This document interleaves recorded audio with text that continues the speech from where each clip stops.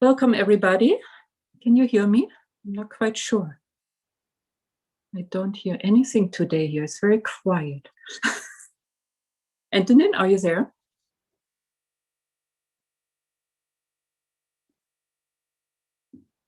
Venerable Sayana, for the Italian translation, you're good?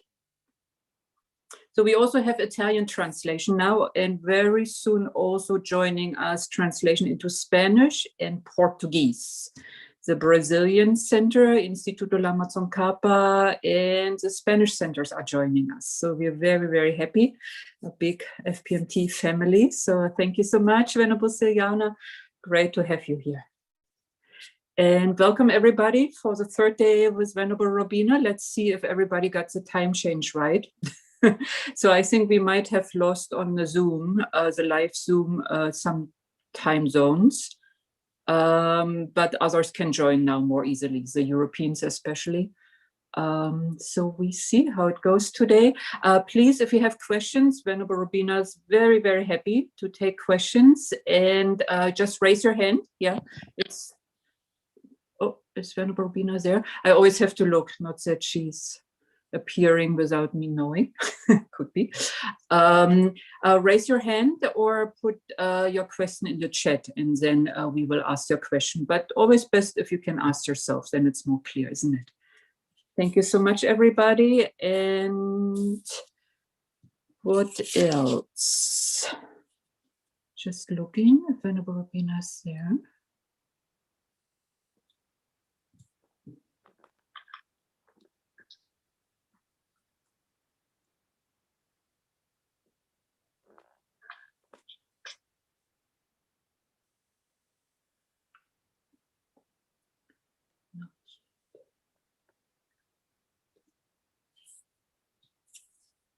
Oh, I also wanted while we're waiting for Venerable Robina, I wanted to make you aware next week, Jitsuma Tenzin Palmo will be teaching, and she will take questions. If you could please send us your questions beforehand.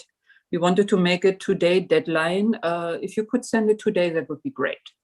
Yeah, and then we can pass it on to Jitsuma. Yeah, makes them quite short, maybe not a whole page long, quite short and condensed. And then next Saturday, Jitsuma will be here with us. Yes. Is there anything else? No.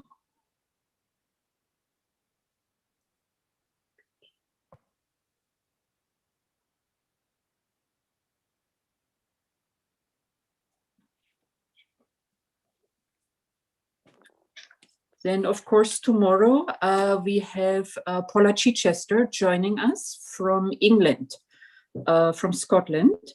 And there is a Paula who just joined, but I think it's not Paula Chichester. She's in retreat right now. And she will be joining us 4 o'clock Indian time. Yeah, if you can exchange that to your time zone, 4 o'clock. Every session from now on will be 4 o'clock. Yeah, so it makes it easy. It was just for Venerable Robina because she's in a totally different time zone in Santa Fe that we had to put it so early and so late for Indian time. But from now on, everything will be 4 o'clock. And Paula Chichester, she is a quite amazing person. She is also one of Lama Yeshe's students. Venerable Sayana would know much better. And she announced already back in the hippie time, she was one of the hippies. She announced to Lama Yeshe that she wanted to become a Mahasiddha. Yeah, so one of those great practitioners of the past, meaning being in long-term retreat. Pretty much all her life, and that's what she has done. She has done 4 decades of retreats. So from Venerable Robina, the powerhouse of being the active part, tomorrow we're gonna have the retreatants. So we're very, Venerable Robina, are you there? I can hear something, but I can't see you. Somebody warn me.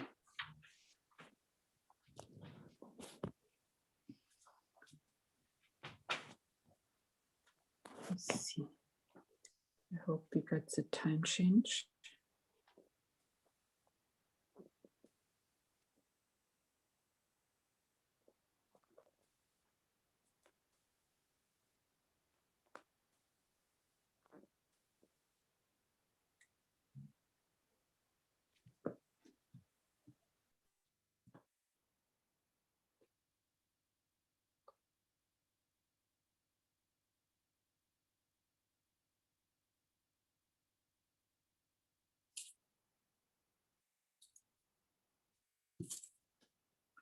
Well, while we're waiting, I might as well babble on. Or the announcements I usually do afterwards. Oh, I've seen her name showing up. Venerable Robina, are you there? Somewhere. Venerable Robina? Yes, I'm here. I'm sorry I'm late. No worries. We're Okay. so glad having you. Good. I can't see you yet. I'm here. My picture is... You can see me? Yes. Okay. Let's go. Welcome back. Welcome back to Toshita. Different time. That's right. So what's the plan? I forget the title today. What's the title today? So today is still becoming your own therapist, but I also wanted to request you, because you're going to lead a course for Toshita end of April. We are very, very happy. Thank you so much for accepting on death. Yes. So no time to lose, how to make friends with death. So I wanted to ask you maybe to lead a little bit towards that course, like a teaser preview, something. Good idea. Okay, let me get comfortable first. Sorry. Of course. All right. Good, good, good. Get some light. We also have Venerable Sayana joining from Instituto Lama Tsongkhapa, interpreting into Italian. Oh, sweetheart, my dearest Ciliana, thank you so much, darling. Okay, we are ancient friends. She's my Italian voice, without doubt. Okay, 1 second. Put something on here. All ready to go. Now we're ready.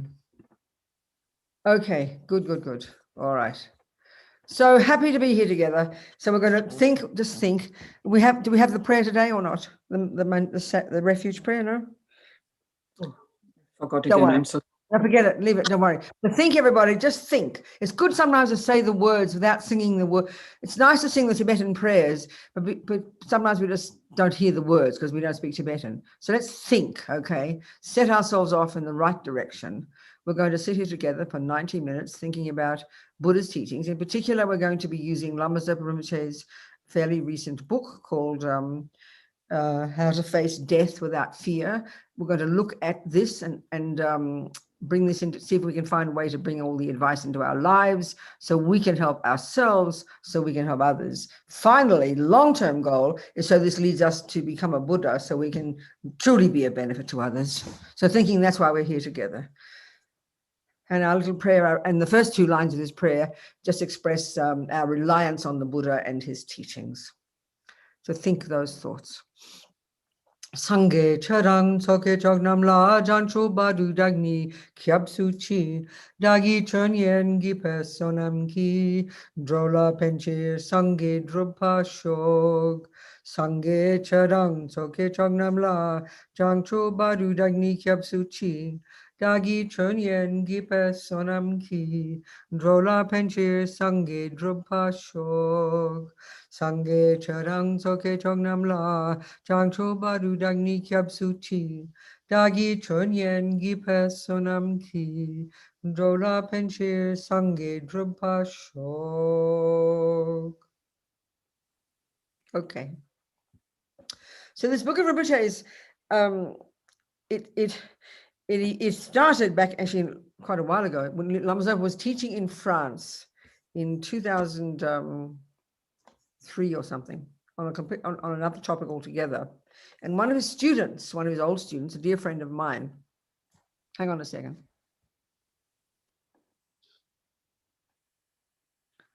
A dear friend of mine, she went to Rinpoche and she said, my father just died and I didn't know what to do. Well, I mean, she's a fairly old student, you know, and we all know, if we've heard any Buddhist teachings at all, we always hear about death and impermanence. It's, you know, one of the favorite topics. And if we've studied the Lam Rim, it's absolutely there right at the beginning, you know. So I suppose Rinpoche was quite surprised. And then he shifted direction and he then proceeded to teach about how to die well, but also how to help at the time of death. Because he said, so the book that's out now, it came out a few years ago in a different form. It was called How to Enjoy Death, and it was a different format altogether. But now it's coming out as a paperback, and it's excellent now. And it's called How to Face Death Without Fear. So, as Rinpoche says in the very beginning, we quote him right at the beginning, you know, if you want to help anybody in their lifetime, when they actually need you most is when they die. Now, this is quite shocking. If we're regular materialist people who, you know, when the end of a life, it's like when we think, well, excuse me, they're nearly ending. What do you mean they need our help? But this is the point of Buddhism, taking the view, you know, that our consciousness is a beginningless continuity of mental moments, taking the view, in other words, that it came from the past into this life, programmed, basically, this is the best way to put it, with all our own karmic tendencies, because, you know, when we look at the Buddha's view, it's fundamental that everybody is the result of their own past actions. We are all the creators of ourselves. So given that our mind comes from before, programmed with our own tendencies, given that when we die, our mind continues, and given, crucially, that everything we think and do and say that's positive leaves positive imprints in the mind, seeds in the mind, and produces, when we die, that will produce future happiness.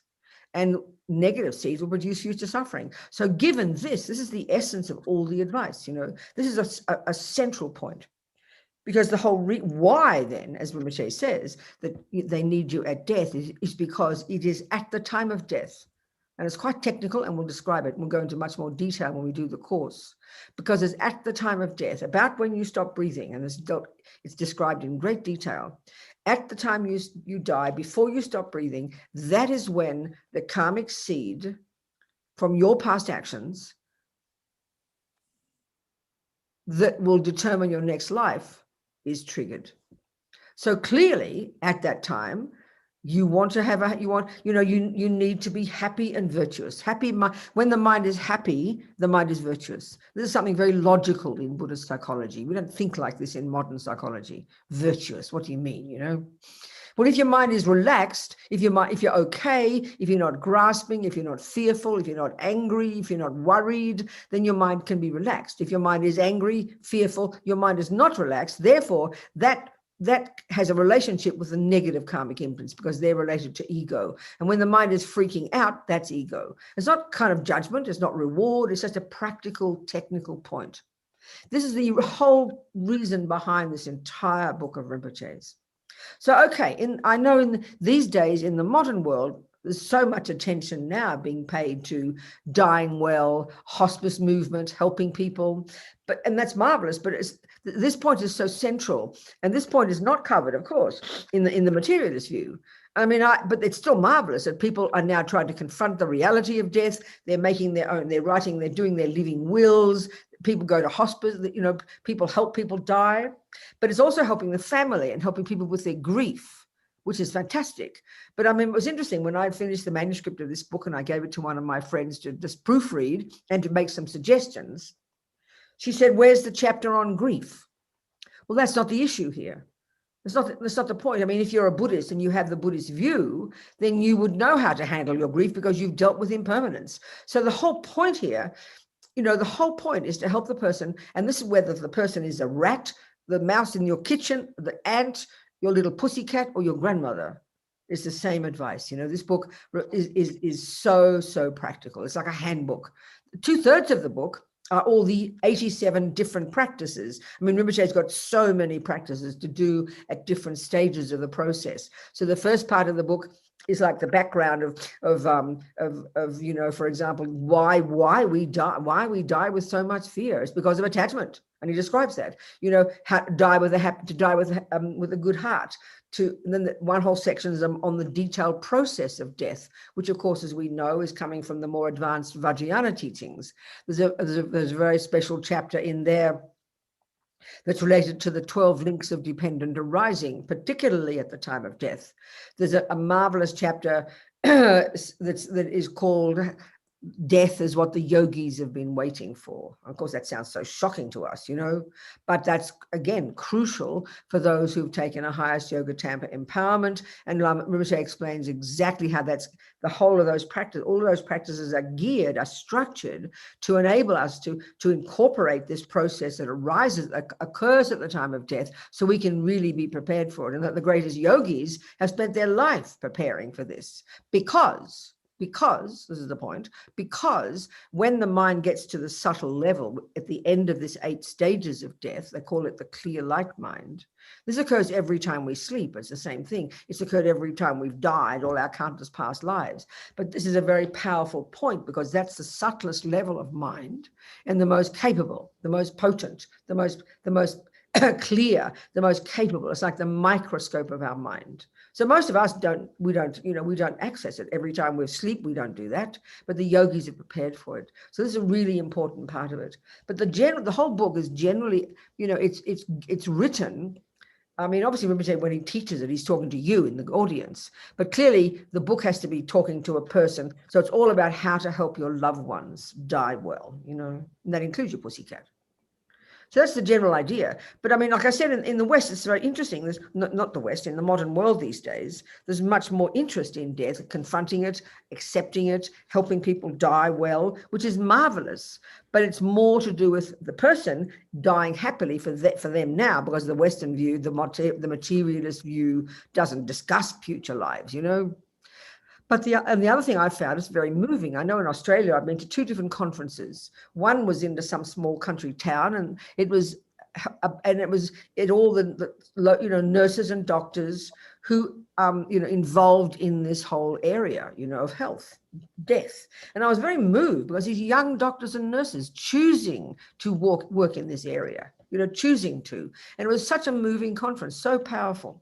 I remember going to another one in Sydney, one wonderful doctor who's the head of this particular hospital for children. And he deals with the death, the sickness and death of babies and children. I mean, that's a terrifying subject for most people. And so it was such a good conference. He led all these people, the parents coming, and just the suffering and pain and denial and awful way that things go because it's the death of children. And he was trying to open it all up and making people confront it and accept it. It was really so moving, Of course, nothing about future life because that's not their job. But I remember the morgue for the dead babies and dead children. It was he had it decorated like a nursery, and it was kept open. And then the little brothers and sisters would be going in and out, and one of them said, "Come and meet my dead brother." I mean, this is wonderful to talk this way, to bring it into the open, But of course, being Buddhist, the view is a very specific view, But what's also interesting about this, many people who are materialists find this advice very helpful. They find, because people want to know how to help dying people. They want to know how to think, I mean, many people, I know when I've done conferences using this book over the years, set courses at centers, funeral home directors come because their job is death, and they're fascinated by the different approaches to death. So it's a very interesting topic these days.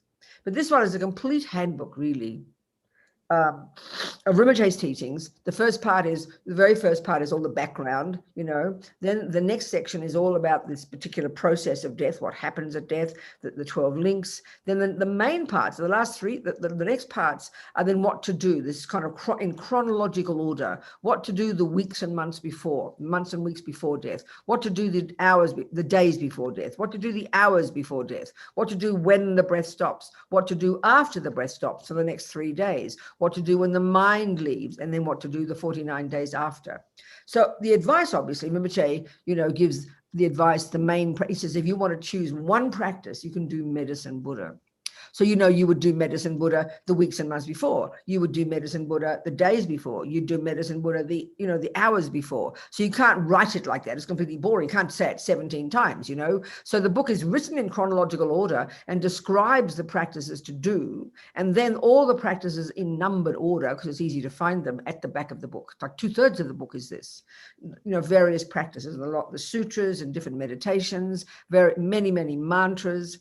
It's a really excellent handbook, Now, the thing is, if we're Buddhists and we read it, we will have heard most of this information before, but we don't think about it because nobody likes to think about death, So let's look at that.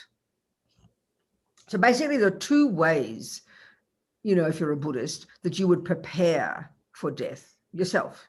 One is to live your life. This is from the sutra teachings, as we know in the Lam Rim. This is entry-level junior school grade 1 teaching. Think about impermanence and death.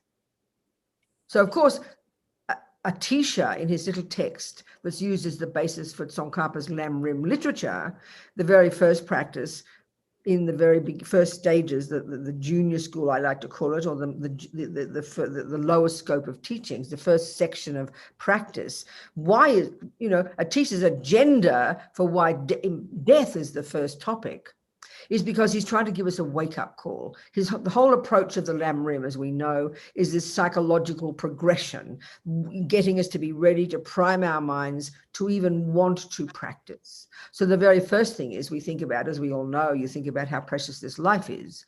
And then the action point from that is, well, I don't want to waste it. And then the next point, at the very first stage of the lower scope teachings, taken from all Buddha's extensive teachings about impermanence, Atisha, and therefore, of course, Tsongkhapa, gets particularly the point about death, our impermanence, not the impermanence of your computer or your lamp or your chair. But so why? Because at this point, Atisha and Tsongkhapa are getting us to increase our wake-up call, increase our sense of urgency not to waste this precious human life, because it's a rare thing to have if we compare with the whole universe. And he wants us not to waste it, to increase our wish not to waste it, because we realize, 1, death is definite. 2, the time of death is absolutely not definite. And 3, the conclusion point, that at the time of death, and it's a logical point, not an emotional one from the Buddhist perspective, given that your consciousness comes from before and will continue when you die, and given that whatever you think and do and say programs you, and produces your future life. It's you who does it. There's no boss out there. There's no judge. The Buddhas can help. There's many, many tools we can use. And Rinpoche's book is full of all this. But we're the one, we're the boss. We have to control our own mind and body and speech. And then so that we can be ready for death, so we can ensure that a virtuous karmic seed is triggered, and then we'll get a decent human rebirth, or a pure land, for example. So this is the fundamental point at the very beginning, to get this sense of urgency. Because at the moment, Buddha's telling us this, because at the moment, we know intellectually we're going to die. We're intelligent. It would be silly if we said we wouldn't die. But it's virtually that we believe we won't die, because we can't stand the thought of dying, So let's look at this. So living our lives by confronting this reality, all the Lamas say, if you get some realization of impermanence, your whole life changes. Everything changes. Your entire view of the world, of yourself, completely changes. So in other words, another way of putting it is, Buddha's telling us across the board in all his teachings that we suffer. The reason we suffer, this is Buddha's fundamental teaching, the reason we suffer is because of the layers and layers and layers of ridiculous misconceptions, of wrong views, of emotional afflictions, of disturbing emotions in our mind. That's the main reason we suffer. So this one, as Lama Zopa calls it, grasping at a permanent me, is one of the major reasons in daily life we suffer terribly. And of course is why we totally live in denial of death. So let's look at exactly that point, because we don't think about it. We don't like to think about it.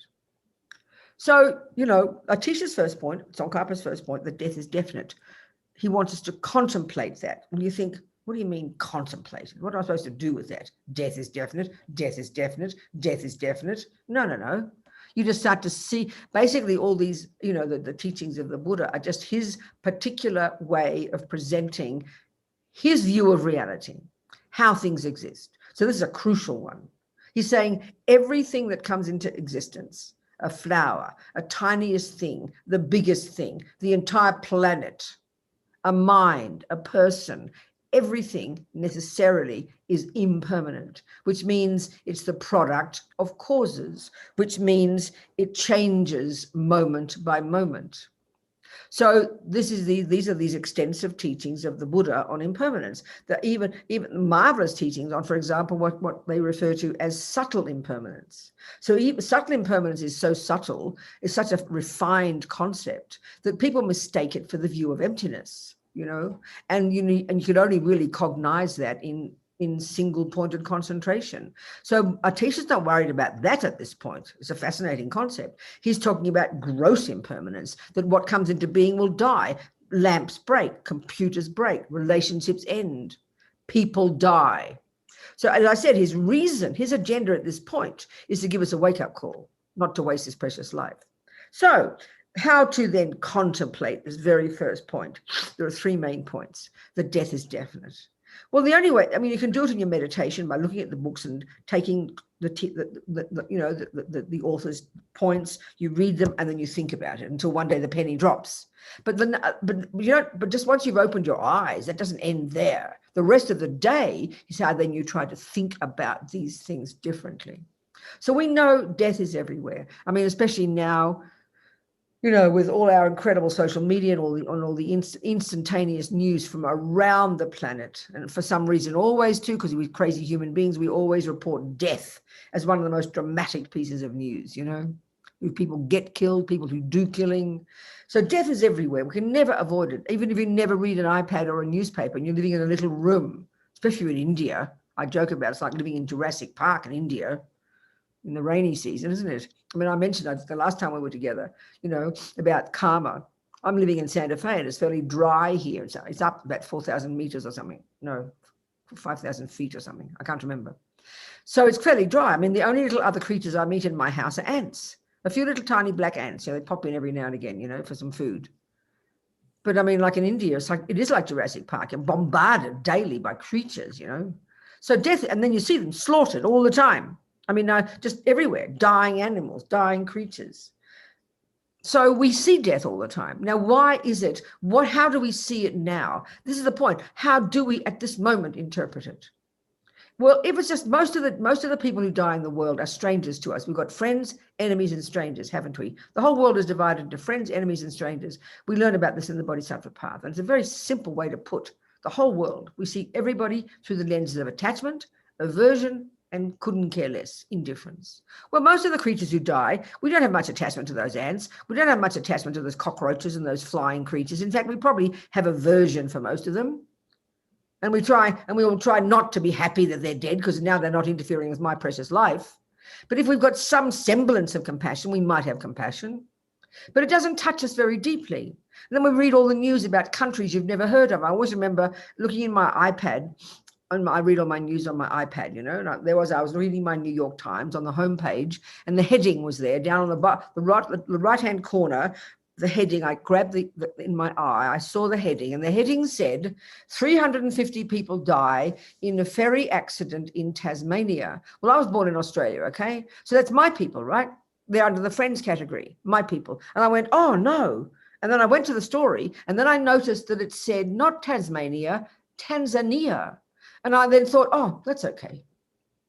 I mean, instinctively, of course, I noticed my mind and I read the story and I had to think about where Tanzania was, but it was not the same as my people dying in a ferry accident. We're all like this. We have our people, we have the enemies, and we have the strangers. Well, most of the entire universe, 99.999% are strangers. So the deaths we read about and the deaths we see with the creatures, they're all in the stranger category. Some might be in the enemy category, like the rats and the ex-boyfriend, maybe.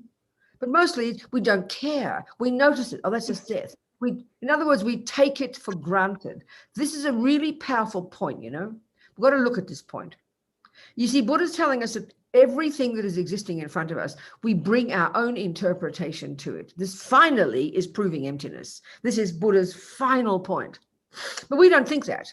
We don't realize our mind is full of viewpoints and opinions, and that they inform everything we see and do. So when we see death of creatures and death in countries that we don't know about, what we're doing is interpreting it as not important because they're not close to us. Of course it's true. That's why I didn't much care when it was Tanzania. It's Tasmania, oh my goodness, my interest was piqued. So we just don't care. So then we just we don't think about it. That's all. We just don't think about it. We don't give it any meaning. So how do we use these ordinary daily experiences, to get us to wake up to the reality that I am impermanent and I will die? One of the most marvelous, simple ways to do that is immediate. But we never do it, is as soon as you see that ant dead, as soon as you read about that ferry accident in Tanzania, as soon as you hear about, the old grandpa next door died, you hear it, you think about it, and you go, that will happen to me. I swear to you, this is the most instant method. But of course, it's the last thing that occurs to us. Death gets a bit closer to us when it's our beloveds, doesn't it? When it's our country people, when it's our next door neighbor, it's a bit closer. But when it's our beloveds, our own precious pet, our beloved grandma, our dearest old, whatever it is, then we're really touched by death, but we still don't get the point. We have compassion, we have grief. Yes, all that's fine. But until we say, this will happen to me, we will not get the wake-up call. Because in other words, as Lama Zopa says, because of this deep misconception in the bones of our being, because we can't stand the idea of death, because we're so is because we are attached to me, attached. And at the time of death, the greatest fear is because of attachment to this body. And especially in our world, we consider the body to be me, don't we? So this is the reason there is so much denial and fear of death. But it's so primordial, we don't notice it. It's because of unbelievable attachment, unbelievable attachment. So because of this, we have all these ridiculous misconceptions. I mean, Rinpoche is so clear as he talks, as he says, we divide the whole world into living people and dying people. And look at our view, look at how we think. You hear that, that your grandmother suddenly has got cancer. You're shocked. And now what happens? Before this, she was your real living grandma. She was a living person. Of course, we never say words like this, but it's so profound. There's an assumption that she's a real person. That means she's got today, and she's got a tomorrow, and she's got a next week, and you've got a future. If you're a living person, you're living. You never factor in death to it. You're here. But suddenly, in the dying category, you don't even want to talk about dying people. And if you do talk to them, you look at them sadly. You talk in kind of quiet tones. Why would you want to talk to a dying person? You're embarrassed. You don't know what to talk about. I mean, people who say they've got, diseases and they're going to be dying soon, the way people treat them is so appalling because they're treated like some alien. Because as all Rinpoche is pointing out, is a total joke to think there's a group over there called dying because they're sick or old. And there's a group here, including me, and that's the hubris of it. I'm in the living group. And we'll always feel that, even when our beloved grandma dies, even when our beloved pet dies, we'll have our grief and compassion. That's fine, but it's not the point yet. We're still feeling, there's an instinctive feeling of, phew, it's not me, it's over there. Death is over there. Death happens to other people. I think that's pretty clear if we look at this. It's quite shocking. So until we say the words, that will be me. But it's an absurd thought to have. We think it's too ridiculous, like depressing thought to have. We think, why would I want to think that? And this is the other point. Because we're so believing that we are living people, or my husband is a living person, my children are living people, which means we've really got a life, we exist.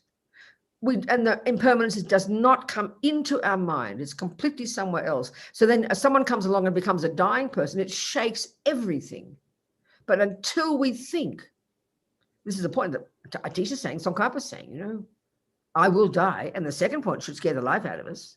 And this is also logical. This is scientific truth, but we don't like to think about it. The time of death is absolutely not definite, As Lama Zopa says, the best is to think I'll die today. And that's even more shocking to us. So then why? This is what we have to process. I remember always I quote Nicole Kidman. I love this woman, but I'm always quoting her as a perfect example of how we grasp at things as permanent. I just remember it because I was reading, this is years ago when she was still married to Tom Cruise. I read this article in a magazine, and she said at the end of the article, it was all about, they were this loving couple, they had these children, their life was amazing, they were in love with each other, everything was perfect. So she said, we will be together until we're 80. So now think about that. That's how we all feel. And this is a general point about seeing things as permanent, because we have fear of things changing, incredible fear of change because of attachment. So the analysis there is, and this is the same as your own life, I will live till I'm 80. It's like we're saying that basically. And we're basing it on what? And this is the point. What's the logic for saying we will be together until we're 80? What is the logic of saying I will live till I'm 80? It's that we base it on the present, and that's the present is I'm young, I'm healthy, and all the research we do in the, you know, in the modern world, in medical profession, you'll live a long age, because we don't factor in anything else. We base life, the length of life, on your health and your age, you know, but pretty much. Although we know every day people who are sick, people who are healthy and young die, but we just don't like to think of that. We don't factor those in. We think they're like a medical mistake, so we ignore them, you know.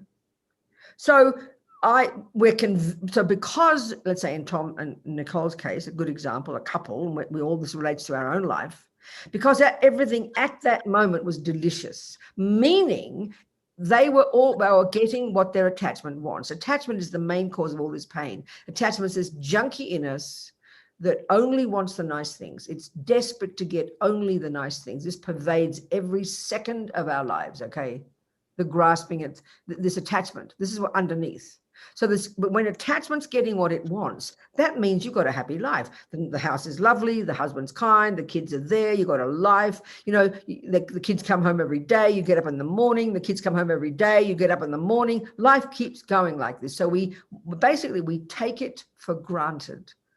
And that means we assume, because it's good today, well, of course it'll be good tomorrow. And because it'll be good today, and we love each other so much now, you know, we will be together until we're 80. And we say this with absolute certainty, don't we? Well, Buddha's basically telling us it's complete nonsense. It's a complete fabrication. It might be true, but we say it with absolute conviction as scientific truth. And we base it on the fact that we're young, healthy. I'm talking about our life now, that because I'm young, because I'm healthy, or even if I'm old and I'm healthy, we still have this assumption I'm as permanent, because we're attached to me, that of course I'll be alive tomorrow, and of course I'll be alive the next day. Now, as you get closer to death in terms of age, you have to know, that when you look in the mirror, you're not young anymore. You know that you are getting closer to that, but it's a very distant idea. It's sort of way in the distance, and you do not engage in it. We don't want to engage in it. And the thing is, because we see things as permanent, we think engaging in it is depressing. Then you think, well, to Lama Zopa's point, you know, what do you mean I should think I could die today? Is he trying to make me depressed? That's like Nicole suddenly thinking, well, Tom could leave me today, and really contemplating that truth and getting a realization of the reality that Tom could leave her today. I mean, why would you think about it? Why would she think about this? You think about your own life. You've got a really good job, let's say, and you say to yourself, well, you know, I could get sacked today. You think, what are you telling yourself for? Am I supposed to get depressed? We don't know what to do with that thought, because we believe in things as being permanent.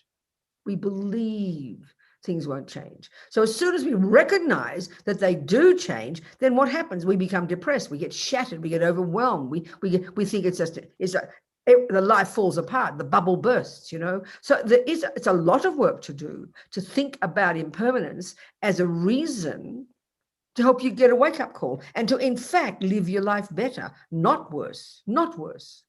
So let's look at the logic of that. It's not so easy for us. I think there's such good examples, you know. Let's say you got your house and your home and your job and your family, and it feels so permanent. It feels so solid, and you know it'll be there tomorrow, and you imagine it'll be there in 20 years' time when you fantasize about it, and then you think your grandchildren coming to visit you. We think like this. We map out our lives. Now, there's nothing wrong with mapping out your life, but we forget to factor in the reality that everything changes moment by moment, and because we're not clairvoyant, very simple, we don't know when things will change. We don't know when the house will fall down. We don't know when the money runs out. We don't know. This is logic, even though we believe it'll last until we're 85 or something. So the thing is, this is a very simple example. You know, if you just go away for a weekend, let's say, a nice holiday for the weekend, to a nice hotel somewhere by the beach, just to say. Now think about this. It's so logical. You look forward to it and you go to this nice weekend resort or something for 2 days, for just 2 days. Now think about this. You know it's only 2 days. You know it's a very impermanent scenario. You're going for 2 days. Now listen to this point. Because you know it's only 2 days, because you know it's impermanent. Guess what? You don't say, oh, why should I go away for 2 days? It's only 2 days. It's not forever. Why bother? No, you're so excited to go away for 2 days because you're going to have fun. Think of this. And then because it's only 2 days, you do not waste a single moment. This is the simple analogy. Because it is only 2 days or a week or a month, whatever the holiday is, you do not want to waste 1 second of it. Because how absurd, you get to your fancy hotel on Friday night, you've paid all this money, and then you go, oh, I can't be bothered going out. I'm just going to have a sleep. I've got a bit of a headache. I'll just sleep. I'll go tomorrow. Then on Saturday, you've only got 1 day left. Oh, I can't be bothered going out today. I'll go tomorrow. And then suddenly on Sunday night, they chuck you out because you forgot that it was impermanent. So the thinking that it's impermanent is the way to enjoy it. So I remember one woman recently in a course, talking about her fears. We all got fears. And hers is she constantly thinks about how her husband could die. She's all the time having panic attacks and worries about how her husband could die. Now, you'd think, well, isn't she doing what Buddha said? Isn't she thinking about how her husband's impermanent? No, she's being completely neurotic because she's believing he shouldn't die. She can't stand the thought that he will die, and she keeps having a panic attack about it. So she said, how can I learn to live in the moment or something? I said, forget about living in the moment. Just face the fact, please. Your husband will definitely die. But what do you do with it then? You don't just go, oh, well, he could die. Why bother? That's the point about the holiday. You don't say, oh, I won't go away for 2 days. Why bother? It's not forever.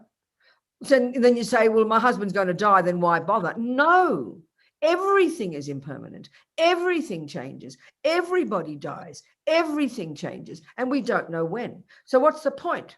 The point is you make the most of it while you've got it. You make the most of that 2 days. You know it's impermanent, but then you make the most of it because it is impermanent.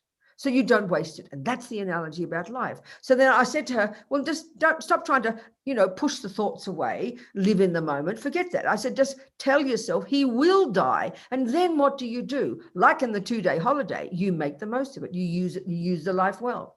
I said, you be so happy he's right there this second. You learn to be kind and loving and compassionate, because if he could die, you don't want to die during a fight, do you? You have a happy mind. You practice every single day. And then if you wake up in the morning and he's still breathing next to you, wow, it's a bonus. And you live another day where you don't waste your life. So the logic of this is so clear, but we've got to think it through.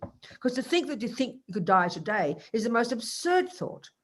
Because why? We have these assumptions that I won't die, assumption that things won't change. It's very deep in us, and we simply don't even notice it, So this is so practical. So it's when you really do get a feel, it's quite advanced. I mean, here I am hearing all these teachings for God knows how many years, blah, blah, blah, out of my own mouth all the time with such conviction. And I'm telling you, I promise you, I don't believe I will die today. I really don't. I mean, this is just how deep the delusion is. You don't pretend. So when you realize the reality of impermanence, everything in your life changes. You don't waste a single second. There's no point in having arguments and fights. You wouldn't get angry. You wouldn't get depressed. Why waste your time? It's like in the hotel for 2 days. Why, spend the whole time in bed because you can't be bothered because you forgot that it's impermanent? No, you'd make the most of it. That's the analogy. You'd make the most of this precious human life. You'd allow things to come and go. You wouldn't grasp at things, It's so logical. We've got to think it through. And it's not an easy realization to have. I mean, I know technically, I do a map of my life. I know I'm definitely closer to death. There's no question. I know it in fact. But still, this is the other thing too. The feel, when you're going on even like going down to the shops, it takes you 10 minutes to drive there or 5 minutes to walk there, whatever it might be. We have a very vivid feeling, don't we, of things moving forward. You go out of your house, and even as you're walking out of your house, you've got this feeling of moving away from your house towards the shop. You have a sense of how long it will take. You see the different signposts on the way, and there's a feeling of moving forward, a feeling of moving towards your goal, which is the shop.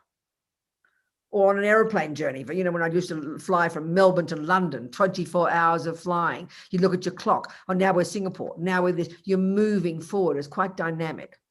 Now, that's how we should think about our life, moving towards death. But we do not do that. Every time I wake up in the morning, it's the same lump of concrete, permanent Robina as like it felt 57 years ago or whatever it was. And it's the same feeling, you know, that there's this concrete, permanent me plodding through life. There's no feeling of one day gone, and then you wake up the next day, one day closer to death. Like every time you go past this thing and that thing, a little bit closer to the shop. There's no feeling of moving towards death. Why? It's because of our concepts. We've got other concepts in our mind. So we're trying to bring these concepts into our mind so that they inform this life. So we get a feeling of our being impermanent. So the point of all this is, then what's the conclusion? If it's true that we're impermanent, we're going to die. What's the point? What's the concluding point from this?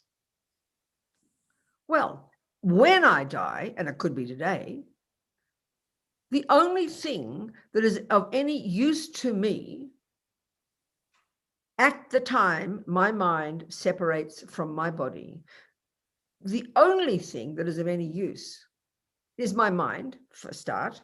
And in the mind, the only thing that's of any use is the virtuous states of mind, the positive states of mind. Why? Because they will enable, they will ripen as my future happiness. So forget about even future enlightenment, future anything, but at least future happiness. So the cause of my future happiness, and given that my mind will leave this body and inexorably within not more than 7 weeks, definitely find another body.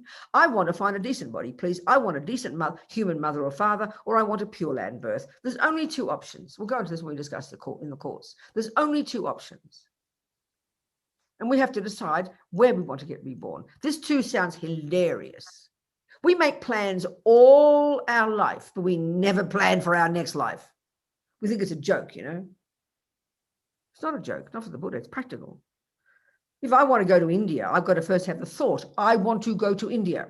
But I don't just only have the thought, I want to go to India. On the day that I thought I was going to go, if I'd forgotten to create the causes to get to India by packing my bags and getting an air ticket and going to the airport, then I'll be a big shock. I won't get to India. But the first one has to be, I want to go to India. Well, you've got to decide. I want to get reborn as a human or as in the Pure Land. There's only 2 options. You don't want to be born as a rat, a worm, an animal of any kind, other realms of existence. You don't want those rebirths, not according to the Buddha's view.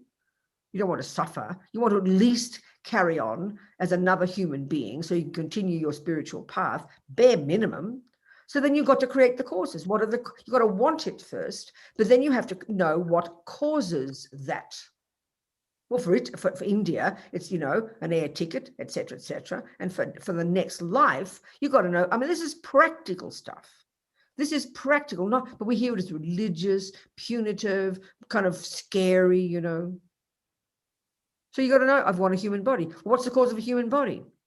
This is why Atisha has got this point right at the beginning of the Lamrim, to prime our minds to get to where we now start to practice, where we start to abide by the laws of karma. The laws of karma run the universe. It's a natural law that your genius Indians, before the Buddha first identified, and then the Buddha identified, and it's still the basis of all Buddha's worldview, that we are the boss of our own reality. I am at this moment experiencing the fruits of my past actions, and I will experience in the future the result of my present actions. So this is the logic. So I'd better start putting my money where my mouth is, hadn't I? And stop harming sentient beings, live in vows, practice, connect with the Buddha every day a little bit, do some practice, do some study, and take refuge, live in vows, and purify. So if I do this much, I can guarantee death will be a pleasant experience, and I'll get another decent human body and keep on bopping on my spiritual path. That's the logic behind this whole book. That's a taste. Now ask me some questions. This is the first step. This is the first one. This determines that you live your life differently. You're preparing for death by living your life differently, by seeing it differently. And the point is, when you get these kind of basic thoughts, you become much happier. You're more realistic. You know death is natural. You don't waste your time. You don't waste your life. You won't get. I mean, the reason we get depressed or angry is because we believe things will never end. So we just get completely caught up in the bubble of all these stories, you know. So it prepares us to live our life. So who's got questions?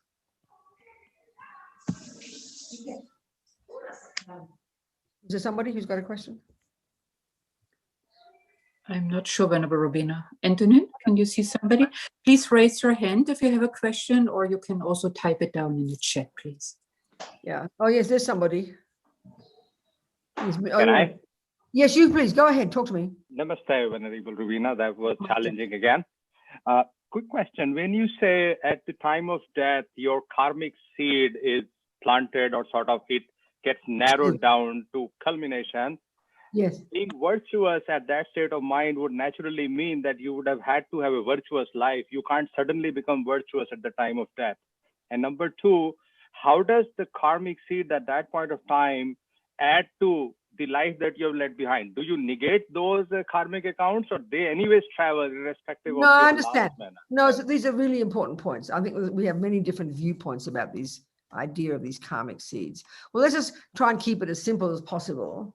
That if we've got beginningless lifetimes, as we know the Buddhist teachings say, and if every millisecond of what we think and do and say, I mean, every millisecond of what we think and do and say, sows seeds in the mind, or I like to say programs the mind, you know, which is a pretty powerful concept. Buddha would have liked that. But the idea of seeds is pretty practical. So every millisecond of what we think and do and say sows seeds in our mind. So we came into this life programmed with, you know, carrying with us, I like to joke and call it our bank vaults of karmic seeds from countless past lives. So we've got a whole bunch that are so-called negative, which are those that are planted in our mind as a result of actions we do that harm in general, that are based on deluded states of mind. Actions we do based on anger, attachment, jealousy, the usual stuff, you know. And then they sow negative seeds. And then these seeds are going to ripen in 4 different ways. All seeds ripen in 4 different ways. And I'll say that in a minute. Then the other seeds, there's the positive seeds, and they're things that are dropped into our bank vault, the positive seeds from actions we've done that are based on compassion and wisdom and kindness and love. And of course, it's super much more nuanced than that. It's so subtle, the different kinds of seeds, and no one's running this thing. It's a natural law. So this life, we, you know, okay, at the time of our past death, not more than a few weeks before our mummy and daddy hopped into bed or whatever happened. At the time of our death, we can deduce whether even if we were born as, even if we were animal, as Rinpoche says, that we must have had a fairly peaceful death. And, you know, and this is the logic of this again is if your mind's fairly peaceful or certain conditions, like we could have been a cat in, let's say, and we had a Buddhist owner, and maybe that Buddhist owner allowed us to die peacefully. We've got a deluded mind. We're a cat, for God's sake. We can't create virtue, but maybe by hearing the Buddhist prayers or the Buddhist mantras, that's a very powerful thing for the ear consciousness. We'll discuss all this when we do this course. It would have left a deep impression in my mind, and that could have made my mind very peaceful, and that could have triggered, that miracle could have triggered one of my many good, positive, virtuous, non-killing karmic seeds. So the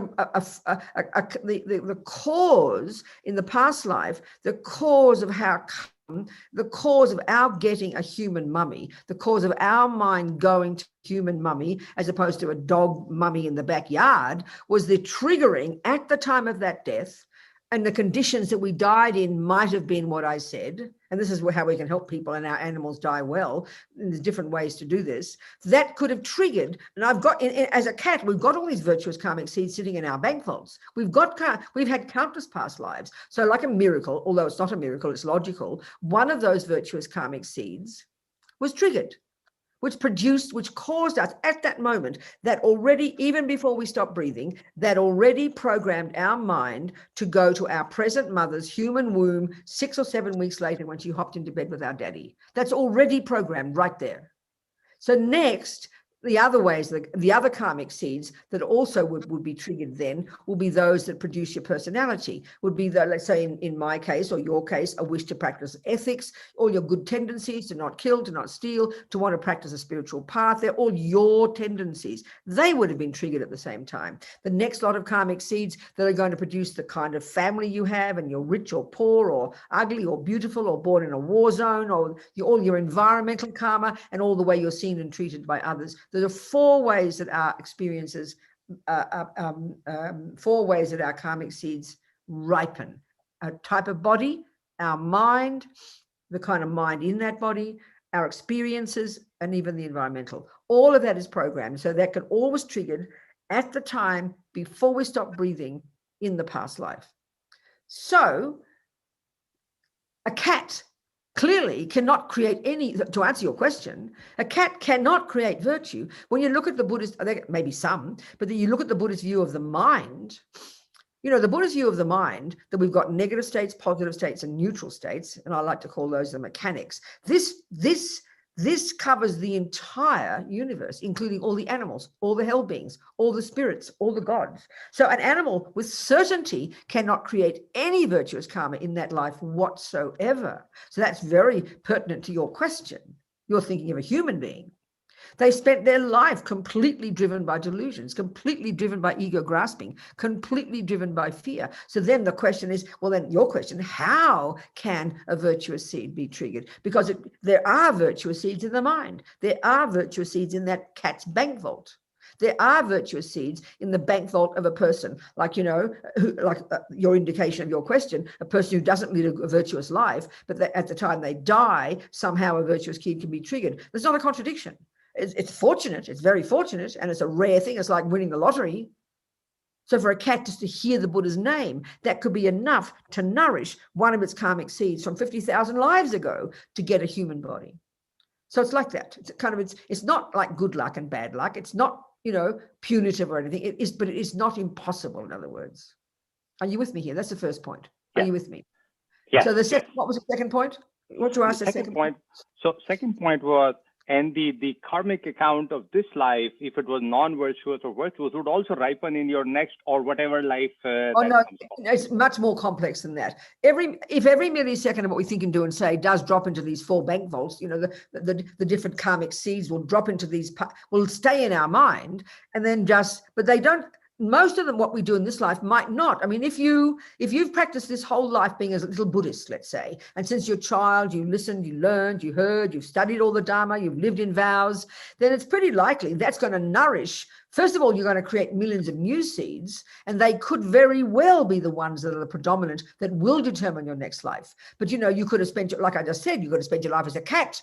But all your other virtuous karmic seeds from 1,000 lifetimes ago will be the ones. So they don't always just follow linear sense, next life, next life. There's billions of seeds, and there's millions of different quality of seeds. It's highly complex, they say, but it is all knowable to us as we get more spiritually advanced. We can understand it. But that's why the key thing is, given that we've got millions of seeds in our mind, if at least we recognize impermanence and then make the most of this precious life by nourishing the virtuous seeds we've planted in the past, by being virtuous now, and by being virtuous now, sowing more seeds in the mind, then it is, karma takes care, Lama Yeshe says. It's a logical law that if you sow all the right seeds and nourish all the right seeds, you can guarantee you'll get a decent human body. You can guarantee that the karmics, that what you want to get in the future will come. I mean, we understand this in our ordinary life, that, you know, you make a plan, and when you make that plan, it'll happen. We're not surprised when you get a garden after 15 years because you understand botany. We're not surprised you're going to get to Italy if you decide to go to Italy because we know how to do it. Well, that's all this is, getting hold of the law of karma, knowing we are in charge of it, not just leaving it to someone else and crossing our fingers, you know. That's the whole approach. You with me? It's very good. Thank you so much. Okay. What else, people? Ajir, can you unmute yourself? Ajir? I've seen your picture. Talk to me. Do you hear me? I do hear you. Okay, thank you, Venerable. I think I had a wonderful opportunity to be part of your Thara retreat in Tushita a few years back. Oh, I'm so happy. It was for 9 days. Good. So my I have two questions which have been, which has come after listening to you yesterday. Now, the whole idea that the Buddhist, the whole core is really to train the mind. It's really the mind training. I think unless until that is not trained, I think the base of the Buddhism is not really there. Now, I missed that last phrase. What did you just say? No, I said that unless or until that mind is not trained, the Buddhist practice would not be the Buddhist practice. It's true. The essence of the essence of Buddhist practice is working, and everything we do supports that job to stop the delusions so I think, and grow the virtues. Yes. Then. Okay. So my question is, now there are different ways of looking at where is the mind in the body. I mean, some they are saying that it's really in the brain because the brain thinks. Yes. Another way of saying is that no, it is in the heart because the heart can think and feel. Yes. So what is the Buddhist way of understanding? Is there location of the brain? I understand. Location of the mind in the body. I understand. Where exactly. Is that? Yeah, that exactly. is one. And the second is that talking of being the therapist, I really feel that unless until one is having a kind of a clairvoyance, can one really say that one has become a therapist? Because unless until you really see what is their defilements in me, I can't really handle that. Thank you. Exactly. Ajay, your points are so good. And the second point you make, actually, you're right. But maybe from the second point of view, the second point, just briefly, we'll go more into it. It's all a question of degree. We've got to start somewhere. I mean, it's only, you could even argue, Ajay, it's only finally when you're actually a Buddha that you're the best therapist. So it's gradual. It's a degree. It's a question of degree. And that gives us more confidence. To the degree, we have to just keep growing our potential to know our own mind, purify our own mind, develop our own mind, so to the point where we can see the minds of others. It's true. The stages that are crucial. You're absolutely right about that point. But we've got to keep going, do the best we can. It's not. It's an incremental, gradual process, and we know that with any body of knowledge. You can, even if you've just passed grade 1 mathematics, and this is the point now, you've still got some mathematical knowledge. You can still help somebody do some maths. You don't wait till you're the best mathematician on the planet before you start to help others, or before you think that you're making progress. So it's a gradual thing, and that gives us confidence. Now, the first point is very interesting. As we know, Buddhism in Tibet, all the Hinayana teachings went to Tibet, all the Mahayana Sutra teachings went to Tibet, and the Vajrayana. So the complete set of all Lord Buddha's teachings at different levels of subtlety and sophistication, all are still, even now, extant, not in Tibet hardly, I'm sorry, but among Tibetan Buddhists, the Dalai Lama, all the holy beings in exile in India. So the Buddhist, all the Buddhist, the Tibetan Buddhist teachings, you can see it, within the framework of the Vajrayana. It includes the Hinayana, it includes the Mahayana. That's why the whole Lam Rim, you've got to have junior school, high school, university, and postgraduate. Vajrayana's postgraduate. Well, the best way, the simplest way, ironically the simplest, to describe where the mind is in the body is to take the Vajrayana model. And this is the teachings of the death process. This is the basis of all the practices in the Vajrayana. This is said to be the actual way things are, in the Vajrayana point of view. And this is coming from you amazing Indians before, you great Indian yogis, So basically, and also interestingly, as His Holiness said, I know when I was editing Lama Yeshe's book on Mahamudra, which is this marvelous meditation technique of meditating on the nature of your mind so you can eventually realize the emptiness of your mind. He said it's not that easy to have an experience of your mind because it's not physical. You can learn what it is and how, and the negative, the positive. You can recognize the indications of these, but to actually have a direct experience of your own mind is pretty advanced. So that's given all that. Now, the Vajrayana model is very clear. We've got, and this is relating to the death process as well. So we've got what they call, the first point about the mind, as we discussed, in its nature itself, it is not physical. So therefore, in its nature itself, it isn't the brain. You wouldn't even say, but you could argue that the physical body and the brain, they're all the nervous system. It's obvious that they are good indicators of what is happening in the mind. So we've got to take the view that consciousness or mind, and these are synonymous, are in their nature not physical. But at the first level, we've got gross consciousness, which is the sensory consciousness, and then we have the gross body, which indeed is the brain, the nervous system, the genes, the DNA, all the substance of all the neuroscience and things. That's not contradicted. Buddha wouldn't contradict that.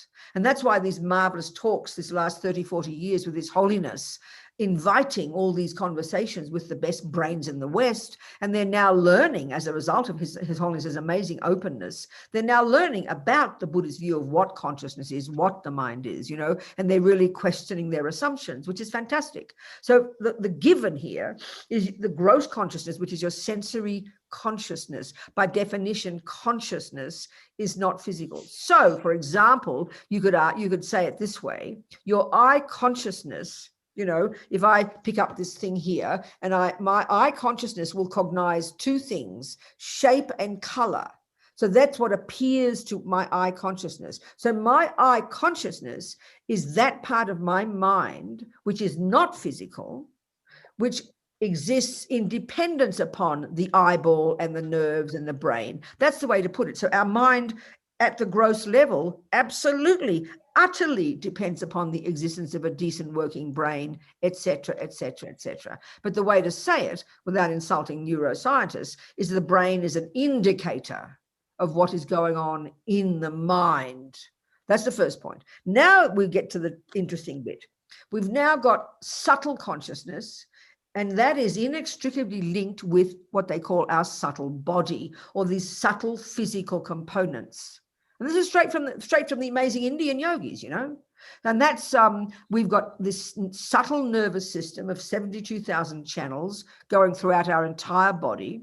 It's subtle physical, but you can't see it with a microscope. Throughout all those channels are coursing all these different wind energies, prana. This is, for the great yogis, they're completely familiar with all this. The Tibetan medical system is based upon this. They study these wind energies 12, 14 years, and this is the basis of health and everything. So this is, of course, this is not the neuroscientific model. So these wind energies are coursing through all these channels, and this is the point now.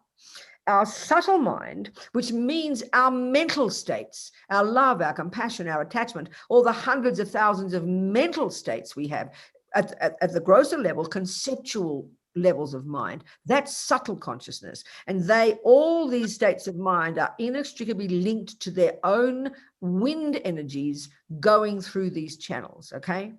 So this is described in great detail. You go to your Tibetan doctor, she will feel your pulses, and she will feel the imbalance of certain wind energies in your subtle nervous system, and she will know that's related to your attachment energy, your mind, and that's why you're having anxiety or panic attacks. So the mind and the winds are literally linked together. You can't have one without the other.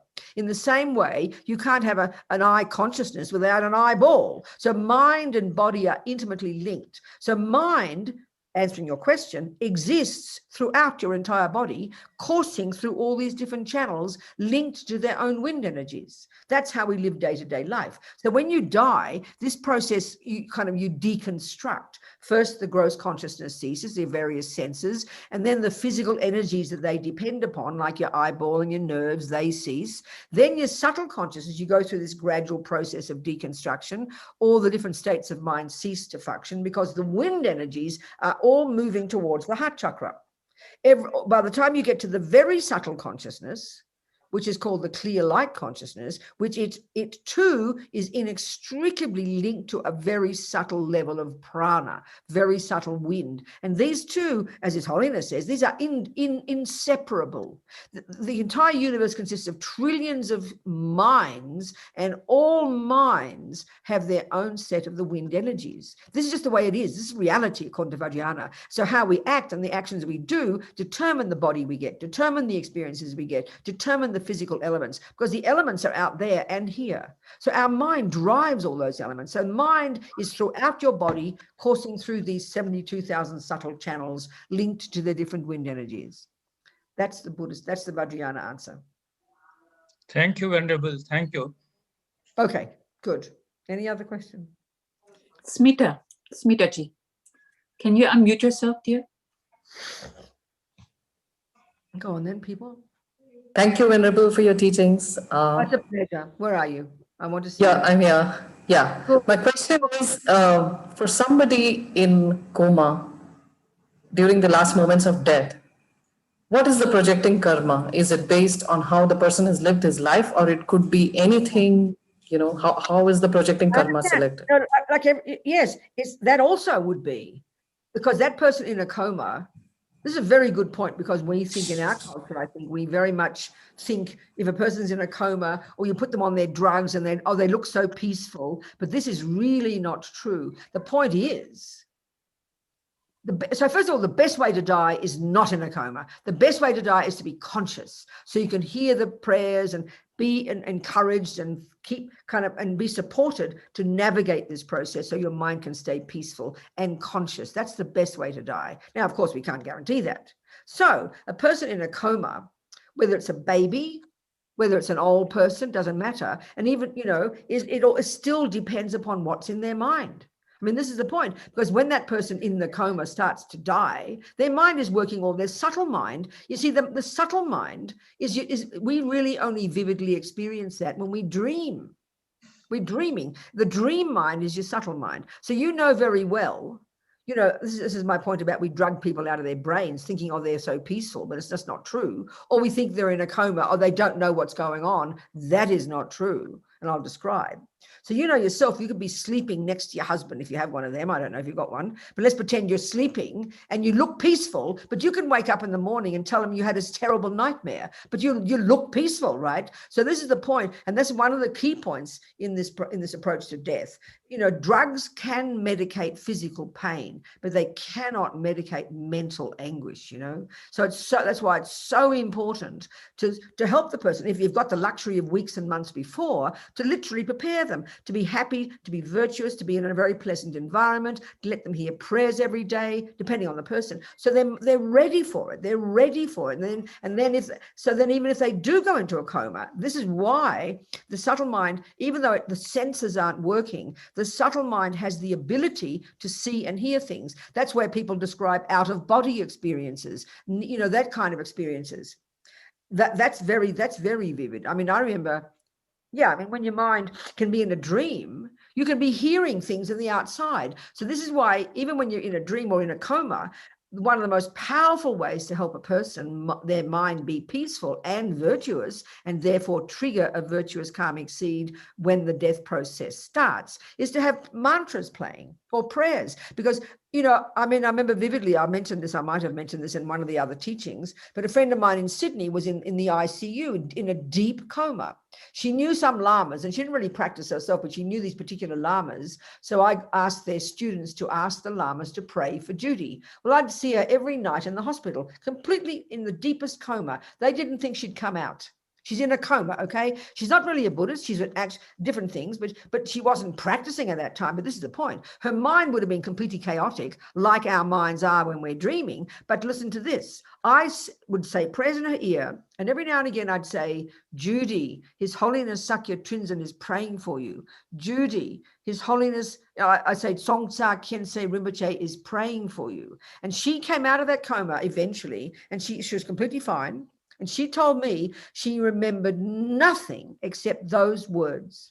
She thought it was a blue lady coming through the window, and she heard this husky voice. She didn't know it was mine, and saying exactly those words. Now, that's the power of the Buddhas, and that's the power of the holy beings. So that's where you can help a person who's in a coma, not just let them be in a coma, but by having prayers close to their ear, animals as well. This can be the one thing that you can do because of the power of holy beings to hook their mind, and that then will enable a virtuous karmic seed to be triggered. It could have been from 1,000 lifetimes ago.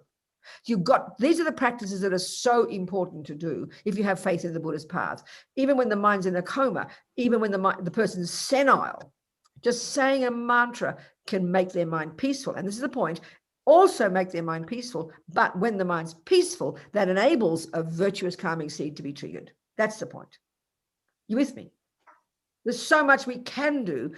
And you can't tell a person to do something. You can't tell them to be virtuous, but you can give them the conditions that will enable a virtuous calming seed to be triggered. And then the mind, because it's so subtle when you're in a coma, this could have a profound effect. And because she had a karmic connection with those two lamas, that was the only thing she found in her mind after weeks of being in a coma. That's pretty powerful. You with me? Yep. Thank you so much, Venerable. Good. What else, people? Smita, you had a second question. Go for it. We still have 50 minutes. Good, yes. Okay, thank you. Okay, I'm here. Yeah. Yes. So, Venerable, from my personal experience, when my father was bedridden and he was close to in weeks preceding his death, Yeah.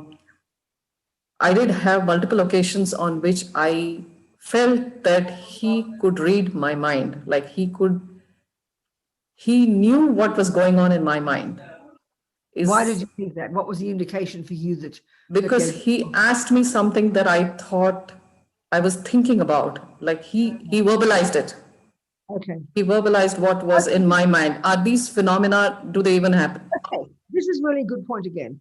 This is your subtle mind. So, anybody we know in the world, some people have very vivid dreams. Lots of people have clairvoyant experiences in dreams. They know, they see the future, they see what's happening. And the Zami Yeshe describes so clearly in the Mahamudra book that this is one of the results of getting shamatha. I mean, this has been around for thousands of years because you genius Indians invented it. When you've got your mind, forget Vajrayana, when you have completely controlled your grosser level of consciousness, your senses, and the conceptuality, and you've triggered a more subtle level of your mind, one of the natural consequences of that is you get clairvoyance. It's not complicated. It's not unusual. So you can say, and this is exactly what's happening as you're dying.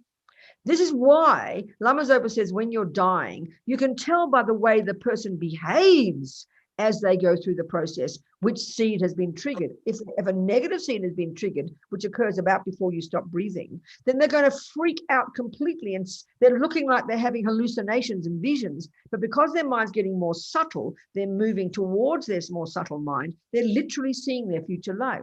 That's clairvoyance because the subtle mind is capable of that.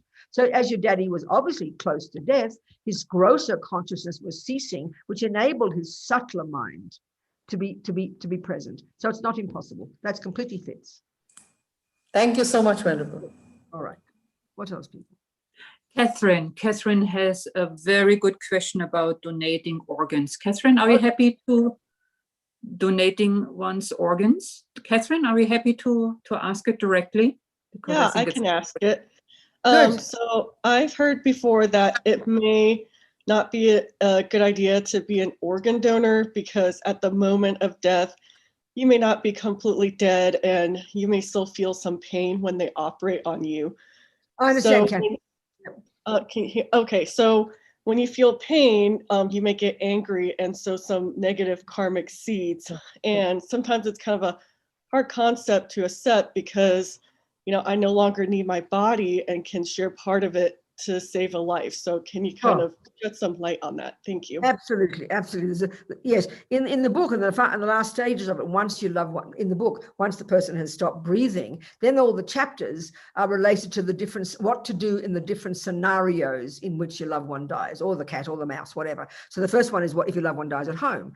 That's the best scenario because you've got 3 days. If your loved one dies in hospital or an institution, if your loved one dies suddenly, and the other one is if your loved one dies if they give their organs. So this is a very interesting topic. Well, first of all the lamas I've ever heard about and heard the teachings, and Lama Zopa included, praise this practice as the most special practice. That anybody who wants to give their own organs, that's such compassion, their death, that will be such a powerful motivation that will trigger a virtuous karmic seed at the time of death, and they'll get a really good rebirth. But all the lamas, I think, just assumed, and I certainly assumed until I worked on this book, that you die peacefully, they leave you, and then eventually they take your organs. But we know that's not how it happens.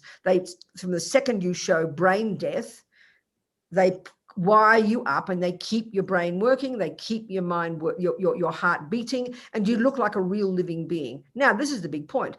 this is what is called death in the modern world, okay? Isn't it? But as far as it's very clear, according to this model, the Vajrayana model, as Lama Zopa says, you're not dead yet. By the time in this process of 8 stages of death, the 4th one is when you stop breathing. You're not, now your subtle mind is still there, and that could be, you could be experiencing things like you would in a dream. Just the same, you can be very conscious, you can be very vividly aware, but you don't, there's no sensory consciousness. That has ceased. And then the death is a slow process, and it could take up to 3 days by the time you get to the very subtle consciousness or the clear light consciousness. And when that leaves the body, that's when you're dead. And there are ways of checking this. It's really helpful. This is all in the book. So the interesting point is the dilemma is this. And it was while I was working on this book, I read a book by an American medical journalist called Nick Teresi, and it's called The Undead. It's not about zombies. He's a very funny fellow. He's an atheist, but he's reported in depth about the problems and contradictions and difficulties now, certainly in the United States, about exactly when death is happening. And it's all related to the business of taking organs. Because, all we know from centuries, every culture reports people who quote unquote come back to life. And we can't, in the medical profession, which is the materialist view, we can't explain it. So we just leave it there. We don't know what to do with it. But this is a very real problem now. People showing they're coming back to life. You're about to cut some guy's liver out and or something, and they discover he's not dead yet. This is a really not uncommon problem. So this is forcing the medical profession to question their assumptions about what death is. Then he had he was very funny about it. He had a whole chapter of people who experience what they call out-of-body experiences while they're having their operation. Well, technically, many people experience this. Many people have this experience in different times, but technically, your mind doesn't leave the body, but your subtle mind has the ability to go places. You can be somewhere. I remember a guy in Tushita, this is years ago, Kunpen, in like 92 or something, this Brazilian guy, an Australian Brazilian, he would come to the class every morning exhausted because he just spent the night running around the world, going to Africa, going to his girlfriend's room in Melbourne. That subtle mind, he doesn't actually astral travel as we call it, but that's the ability of subtle mind, and that's what clairvoyance is. But you think you're leaving. So all these experiences of people watching they're watching their operation. They have the experience of floating above the body, and they tell the doctors later what you said, what instruments you use. So of course they don't want to believe all this. You don't actually leave your body. That's your subtle mind, and it's its capability. So obviously he must have had past life experiences of meditation. But I remember he was so out of his mind. He was bored. He thought he was some holy being. He thought the boring practice of watching his attachment every day was just boring. He wanted to fly around the world, It was very funny.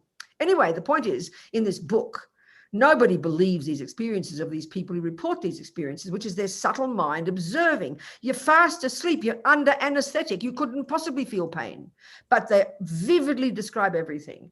But this is what's interesting. So he had one woman, he joked about it, who had to have such a radical procedure that they had to virtually make her dead. Every organ had to be completely stopped to do this particular complicated procedure. So from the medical people's point of view, there was no way she could be conscious of anything. But he's joked and said she reported the most vivid out-of-body experience. And so you just can't argue with these things. They don't know what to do with it. So it's quite shocking to them, which is marvelous because it's forcing them to question their assumptions about what consciousness is. You understand my point so far? So one doctor quoted in the book, who's in this business of cutting out organs, he said, I can now say with certainty that consciousness is not a function of the brain. I don't know what it is, but this I can say. So I think it's brilliant that people are being forced. But he was quite cynical about the whole profession because he said that all these elitist doctors, very arrogant, kind of manipulating people. They're manipulating politics. They're manipulating governments to change laws. In many European countries now, they've forced the law to be that when you die, they will take your organs only, and they won't only if you've said not to. Not the other way around. So it's very wicked. He was quite cynical about it. Although, of course, it is an incredible thing to do. And so Rinpoche talks about this. This is the point now. Now, this is the point that I found so powerful. And I told Rinpoche this. In this book, he quoted this one nurse who monitors the heartbeat when they do the job of taking out the organs, So there's this woman who's giving her organs and she's died. And there she is on the operating table. And they don't put her on anesthetic. So your point about feeling pain, no, that doesn't happen. Because unless, of course, she came back to life at that moment. If her senses come back at that moment, which is possible. I mean, there's stories, I mean, in England, I heard in the Victorian times, people would put a bell in a coffin in case you woke up. So then if you woke up during the operation on the operating table, and that's a possibility, then your senses would suddenly come back to life because they haven't put you on anesthetic, right? But they don't give you anesthetic because your senses have ceased. I mean, of course, as far as they're concerned, you're dead. But what happened was this particular woman, the nurse monitoring the heartbeat said that as soon as they got the circular saw ready to cut her open, she noticed the heart went from 100 to 200 beats a minute. And the author made a joke and said, I wonder what a dead person has to be worried about. But I could deduce, it seems to me it's logical to deduce, she's one of those people who is reporting an out-of-body experience because she's just like in a coma. I mean, her senses can't they can't survive on their own, but her subtle mind is still there. And not everybody has an operation, would see their body. No, most people don't have out-of-body experiences during their dreams either, but it's possible. So then obviously she's observing what they're doing. She's completely freaking out because don't they know I'm not dead yet? And she sees them about to cut her open. So what could happen then, because of that, would then disturb her mind, freak her out, and that could then change the karma from a virtuous karmic seed, which would have been triggered before she stopped breathing, and that could now be replaced by a negative karmic seed when she actually does leave her body. So that's the danger. That is the danger, but not quite the way you said it, but that's literally the danger. And I told Rinpoche that story, you know. And so he said that, of course, there are always practices you can do to help. But the other thing that was interesting, and all Rinpoche said was they have to be careful. And of course, they're not factoring this in because this is only the Buddhist view. So it's very fascinating. And many people, it won't disturb them. They've died with a happy mind. A virtuous karmic seed was triggered. They're completely not conscious when they cut their organs out. So they will be just fine. But it's only the difficulty if you do come back to birth, come back to life suddenly. And there are so many stories of that. Or at the time of death, you're floating above your body, or you're not really leaving your body, but the experience of that, your subtle mind is observing what they're doing, and you freak out because you know you're not dead yet. They think you're dead, and you're panicking. Of course you would panic. So it's a difficult point. It's not an easy one. And of course, it's an amazing thing to do. But I mean, this doctor was quite cynical about the way these, you know, they would manipulate people, because it sounds like the most noble thing in the universe to give somebody your heart. And it is noble. But, you know, if you have the view of reincarnation, you have a very different perspective on things, you know. So does that answer some of your questions, Courtin? Yes, it does. Thank you. Good. So my thought, and even many people, I mean, even in this book, he was very level-headed. He reported all the different things, you know, interviewed many people, but he was quite cynical in many ways about the way, I mean, because egos get involved. We all know egos get involved. And it's like the most elite of all the medical professions, in the medical profession, you know, so the way they're manipulating people, forcing the parents to give the organs of the children and that kind of thing, you know, so it's not cool. And the fact is, if you are a Buddhist, I mean, there's many ways you can have your body useful after you've died, you know. Just needs to be, you know, you've got to think about it.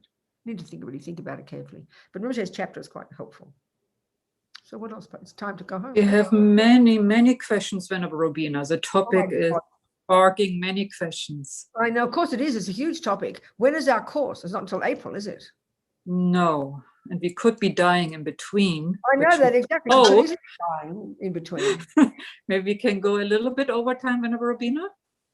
How many? Just tell me how many questions, what they are. Maybe similar. 5 more. Okay, fine. Let's just let me hear them all and see. Or you just let me know if they're similar. See if they're similar, Kunpen. Oh, it's people raising their hands. So I'm not sure if. Ask the questions. Come on, that'll do. Ask the questions. G Modi. G. Yeah. Hello. Can you hear me, Venerable Robina? Indeed. Yes. Yeah, I'll keep it brief rather than discussing about death. What is your advice for doctors who are caring for very sick and dying? Well, you know, I mean, if your job, the doctor's job is the body. And of course, as Lama Zopa says, that's their job, but our job is the mind. So if there's a person who's a Buddhist doctor, you'd obviously factor in the mind as well. You'd be immediately informing the things you do. So, you know, I mean, you'd be conscious. Like if I were a nurse or a doctor whose job is to take care of the mind, first of all, no, the body. Obviously, I'm basing all my skills on the medical view about the body. So then, but if I'm a Buddhist, I'll be aware that maybe if the person's in a coma, I'll be very gentle. I will whisper some prayers in their ear, maybe not trying to be, too controversial. And I would make sure that's very quiet. I mean, that's one of the major things. Hospitals are probably about the worst place to die because there's so much other noise and other people and dramas and families and machines. And that's why if we drug people out, we all say, oh, look, she looks very peaceful, but they're not peaceful. They're not peaceful. So if you are a doctor or a nurse with also a Buddhist view, you would make sure the environment's peaceful. That'd be a hard thing to do. So that's a really huge point. You'd make sure that, if they're a Christian, you'd make sure they have Christian prayers in their ear. You'd factor this information as well. But of course, sometimes it would be beyond the doctor or the nurse's expertise. So, but I think that you'd factor that in to make it quiet and peaceful, to be loving and kind to the person. I mean, one of the ways to help people in Rinpoche's different chapters, there's chapters on what to touch, what to see, what to hear, what to talk about. So if you're a doctor or a nurse or a helper in a hospital, then, if you go into the room or the ward and you talk to that person, just don't be impersonal. I mean, that's natural good doctors anyway. You'd be really loving and really kind and praise the person and thank the person for their what a good person they are and what a kind mother they are, what a good grandmother they've been. One of the practices is to because we don't normally think good things about ourselves, and there you are dying and everybody has anxiety about it. So be kind to them and loving and calm their mind down. This is the most precious thing, Do you understand my point? They're all practical, really. Yeah, thank you. Good. Thank you so much. What else? Victor? Hello, Venerable Robina. Hello, Victor. If somebody is from a different belief system, Yeah. are you proselytizing if you start doing mantras that are Buddhist mantras when somebody? I totally understand. Yeah, it makes complete sense, Victor. That's where, as Lama Zopa says, you've got to know the person's mind, know what's suitable to them. So you wouldn't just barge in and start, giving Buddhist views to people. But let's say if you're Catholic mummy and she's Catholic, well, you give her Catholic things. You say Catholic prayers. You talk about heaven. You talk about God. Then, for whatever. But let's say, but on the other hand, you're not going to give teachings. But on the other hand, I think any prayer that is about just a mantra is just some series of Sanskrit sounds sung nicely. I don't think that's proselytizing. That's even just a sound that's peaceful can be incredibly helpful for a person's mind. So it also happens to be a Sanskrit mantra. I don't know if that's proselytizing. It's helping the person be calm. That's a marvelous gift to somebody. But if you start blaring on about Buddhism, that's a bit rude. Yeah, I'd suggest that. You see the difference, my point? Yes. I know one time in one old people's home, I went to visit somebody's grandma with the grandchild, and this poor lady was out of her brain. She was pretty paranoid, and in these awful, depressing old people's homes sometimes where they have television on all day, blaring noise and shout, just drugged out of their brains. It's such a terrible way to die. But this old lady, she was in her room and she was just demented. And I was thinking, well, how can I help her? So I just sang Om Mani Padme Hum very quietly. Instantaneously, she became calm. This is powerful. And I don't think that's proselytizing. If you're a fundamentalist Christian and you maybe see a Buddhist nun who then says a prayer to you, you'll freak out. So you wouldn't do that. But I don't think it's proselytizing. It's just helping their mind, if nothing else, helping their mind be peaceful. And certainly all the animals, you'd absolutely do this for all your animals. You don't just go to the vet, please, and get the vet to kill your dog. You let it die peacefully. You calm it down. Your doggy loves you. It'll be if it feels secure, and you play mantras next to your little dog or cat. This is the miracle of what you can do for animals. It's so powerful, so beneficial. Are you seeing my point, though? It's not necessarily proselytizing. You just have to be skillful, though. Makes sense, don't you think? Victor? Victor's gone. Yes, thank you so much. Good, Victor. What else, Courtin? Venerable Robina, we have a question from Brazil. Venerable Nandro arranged that the Brazilian center is joining us as well. So Barbara, Namdrol, thank you, Namdrol. Wonderful. yeah. Barbara, she says her English is not so good, and if I could please read the question for her. She would like to thank you and for the opportunity to be live here with you.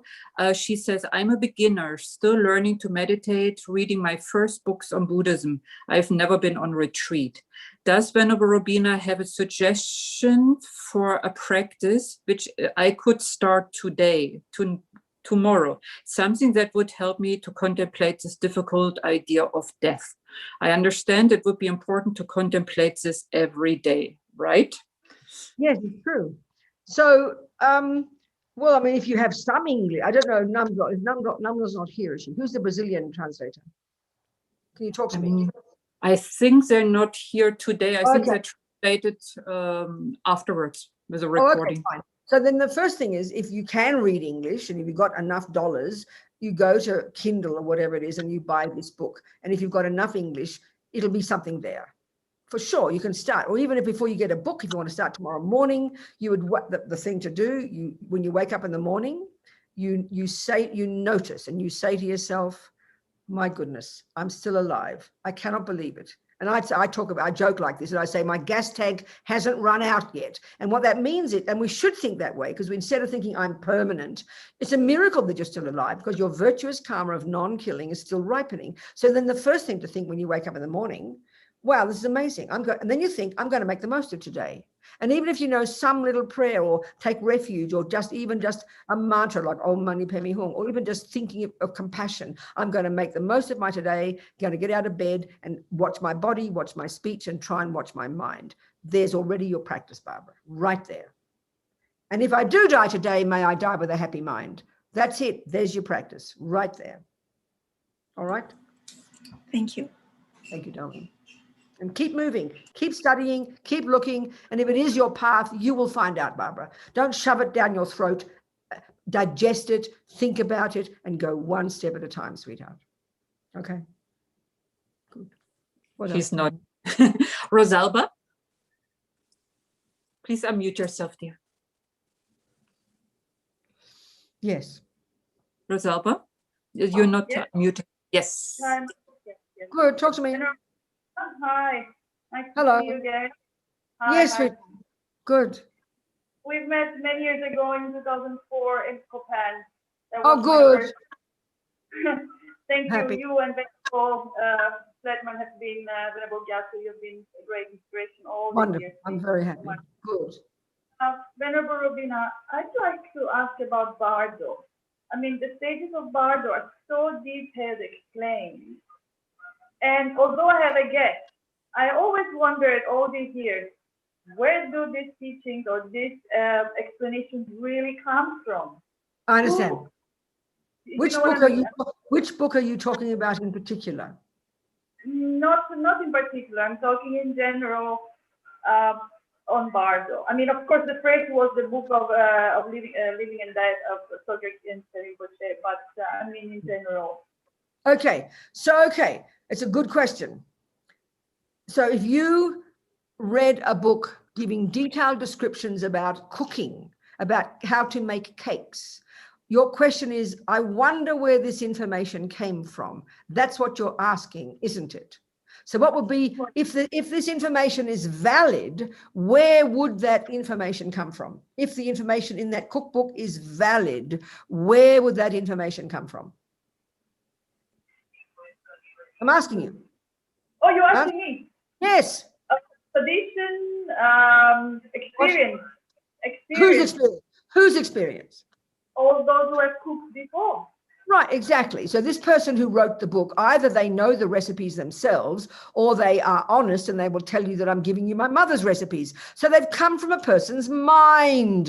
That if any information, whether it's cooking or the bardo, if it is valid, it has to be the record of a person's experience. Now, that also isn't enough because we all have experiences and some could be ridiculous experiences. Some could be misinterpretations. So that's why you've got to check on the sources. So the logic of all Buddha's teachings, which is why we must check every single word in Buddhism, whether it's Hinayana, Mahayana, or Vajrayana, it has to be If it's going to be valid, you need to check and be confident that the sources are valid, which means it's necessarily experiential. So that's what a Buddha is. A Buddha is a person. Okay, I always quote this. In New Zealand years ago, one fellow asked the question, and he was a scientist, and he said, who revealed these teachings to the Buddha? Which is really another way of asking what you're asking. Where does this information come from? Now, because we're so used to religious information coming from on high, being mystical and can't be proved, then that's why he asked his question. And he was very shocked when I said, would you ask Einstein who revealed the teachings about relativity to him? Of course you wouldn't, because we know it's his experience. This is the point, honey. But don't just believe that's the trouble in the modern world. We're so arrogant. We don't think religion is anything serious. People go to a meditation course and have some kind of vision. They think they're the Buddha, and then they write a book about it. And we will believe anything we read. It's absolutely so irresponsible. So you've got to check on the sources, honey. Have some confidence that that scientific teaching, that cooking teaching, that Buddhism teaching is coming from a valid source. And a valid source is always direct experience of a mind. That's why we know that when Einstein gave his teachings, he didn't get it out from revelation. He wasn't speculating. He didn't have a vision of it. He's not making it up, and he's not asking us to believe him. That's the Buddha's approach, honey. Thank you so much. Good, darling. Good. That's it then, is it? Jaco, can you unmute yourself, please? No? Yes. Can you hear Go me? on then, talk to me. Thank you very much, Robina, for Good. everything. Good, Jaco. Related with this metaphor of life as I'm going for a holiday to a place. We can hardly hear you, Jaco. Sorry. Your microphone? Can you adjust your microphone? Speak a bit more clearly. I can't quite articulate your words. Speak a bit more clearly, Jaco. No? That's fine. Speak clearly. Go on. What's the question? Okay. Related with life as a metaphor of going to a place like a new country. The idea, well, and life is unexpected, and places can appear and disappear. You want to visit different places. I'm a bit confused, Jaco. I want to understand you, but I'm a little bit confused. So perhaps you can simply ask me a question. Just state the question, and we can communicate. Related with this sense of urgency of life, how you don't fall in anxiety, or because you cannot solve the question, Jaco? Answer the question, darling. It's really helpful to say the question. Don't give me the background. State a question, and then we can discuss. What's the question? The question, how can you don't fall in anxiety with this sense of urgency?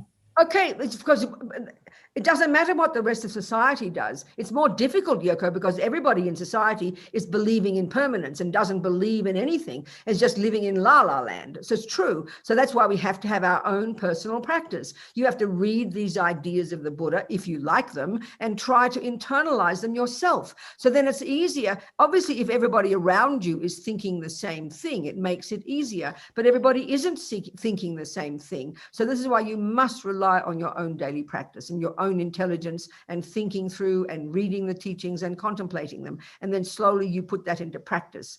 And then, but that's the only answer. You can't rely on the outside world to try and do, because they don't think this way. And we can be easily distracted. That's our problem.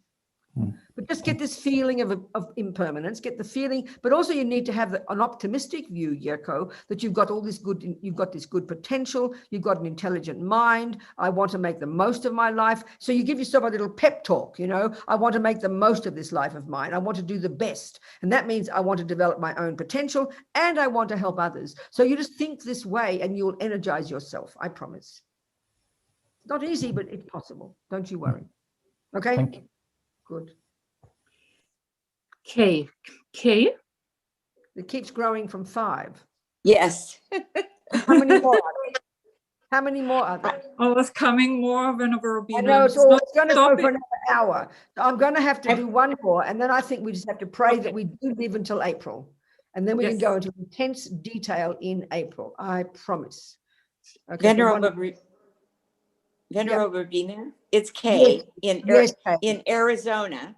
Happy to just up the road from me. I'm in New Mexico. I know. Yes. I was thinking I should come see you. Yes.